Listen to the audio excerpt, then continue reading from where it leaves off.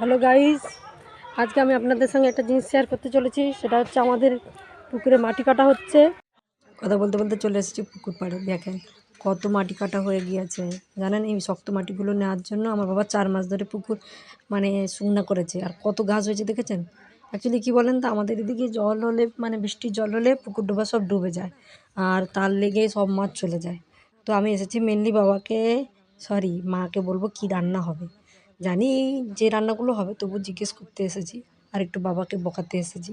তো বলছি, এতজনকে এত টাকা দিচ্ছ, আমাকে কিছু টাকা দাও। তো সেই লেগে বাবা বকছে, বাড়ি যা, গিয়ে যদি রান্না জোগাড় করবি তো কর, নাহলে করার দরকার নেই। তো এখন আমি বাড়ি চলে যাবো, ইলিশ মাছটা কাটবো আর মাংসের ঝোল হবে।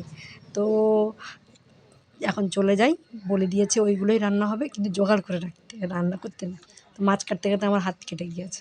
মাছ দৌড়ে দৌড়ে এসে মাছ কেটেছে আর রান্না বসিয়েছে। আমি বলছি আমি রান্না করে নেব, তবু মা শুনছে না। এটা মায়ের দোষ, আমার কোনো দোষ না। আমি কিন্তু সুন্দরই রান্না করি, বুঝলেন।